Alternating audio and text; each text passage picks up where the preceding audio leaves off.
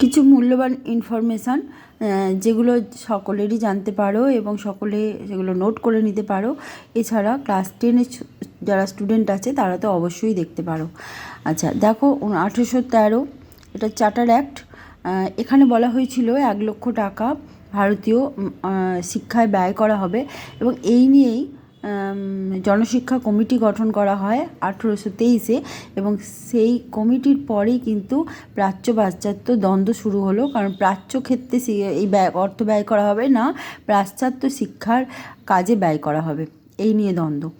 আচ্ছা, 1835-এ Macaulay minute, একে চুইয়ে পড়া নীতি বলা হয়। টমাস ব্যাবিংটন মেকলে এই নীতি দিয়েছিলেন। তিনি বলেছিলেন এমন ভারতীয় গড়ে তুলতে হবে যারা শিক্ষায়, রুচিতে, আদব কায়দায় পুরোদস্তুর ইংরেজ হবে এবং ইংরাজি ভাষায় তারা শিক্ষা গ্রহণ করবে, ইংরাজি ভাষার প্রচলন হবে। এতে করে কি হবে?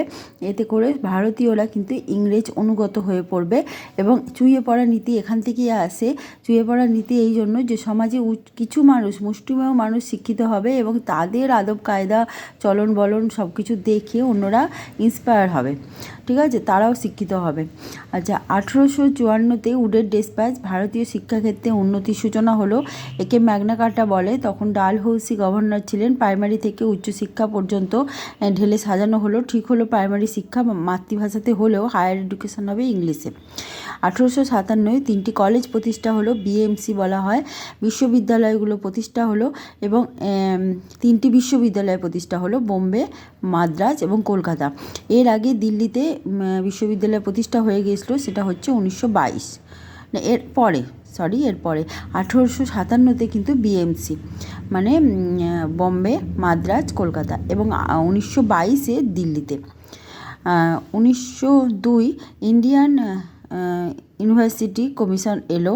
1904-এ ইউনিভার্সিটি কমিশন অ্যাক্ট এলো, যেটা লর্ড কার্জন ছিলেন তো সেই সময় গভর্নর।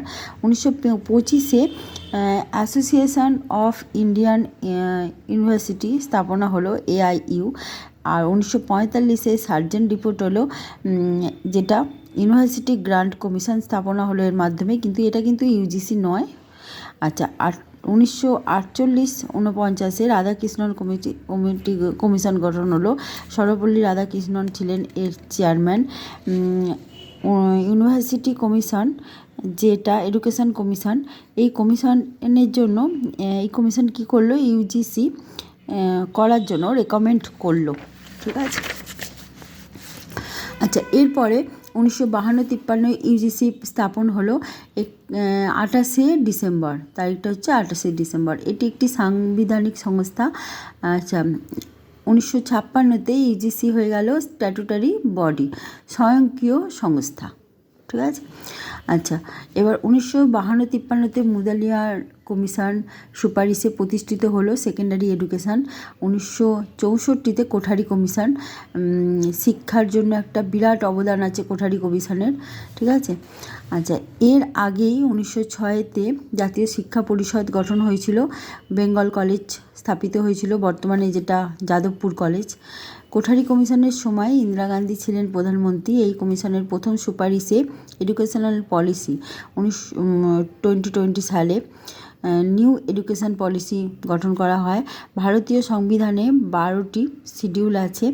7 শিডিউলে বলা আছে যে পাওয়ার বন্টন, যেটা শক্তি বন্টন, শক্তির বিভাজন রাষ্ট্র এবং কেন্দ্রের মধ্যে হবে এবং ইউনিয়ন লিস্ট, স্টেট লিস্ট এবং কনকারেন্ট লিস্ট।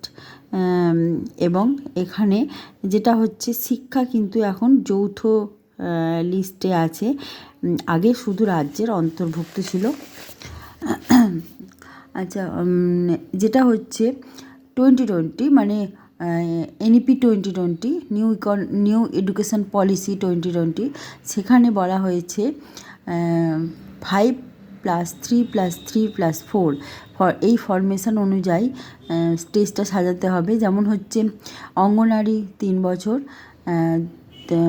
প্রথমে ফাউন্ডেশন স্টেজ, তারপরে অঙ্গনারীতে 3 বছর, তারপরে 2 বছর পড়বে সে, ঠিক আছে। এবং 3 বছরে অঙ্গনারীতে ভর্তি হবে, এখানে 2 বছর পড়বে। এরপর 3, 4, 5 ক্লাস পড়বে, মানে 3, 4, 5 পড়বে। আচ্ছা, তারপর 6, 7, 8 ক্লাস পড়বে ছাত্রছাত্রীরা, তারপর 9, 10, 11, 12 ক্লাস পড়বে এবং এমফিল কিন্তু এখন আর নেই, 4 বছর গ্র্যাজুয়েশন হবে, ঠিক আছে। আচ্ছা, এবার দেখো অ্যানসিয়েন্ট ইন্ডিয়া যেটা আছে সেটা হচ্ছে, সেখানে বলা হয়েছিল যে জ্ঞানের মাধ্যমে যুক্তি, বেদ ছিল প্রাচীন যুগের একমাত্র অধ্যয়নের বিষয়। বেদ, বেদাঙ্গ, উপনিষদ, দর্শন এসব পড়ানো হতো। বেদের 4টি ভাগ, ঋক, সাম, যজু, অথর্ব, এবং যেটা বলা হচ্ছে যে বেদ কিন্তু লেখা হয়নি, শুনে শুনে মুখস্থ করে রাখা হতো, তাই বেদের অপর নাম শ্রুতি। ঋগ্বেদে 18,000 সূত্র এবং গায়ত্রী মন্ত্র আছে। আচ্ছা, এবার হচ্ছে ব্যাপার সামবেদে কি আছে? সামবেদে আছে মিউজিক, ক্লাসিক্যাল মিউজিক, ঠিক আছে, সামবেদে আছে। আর যজুর্বেদে বলা আছে যে যজ্ঞের কথা, ঠিক আছে, বিভিন্ন যজ্ঞের কথা বলা আছে।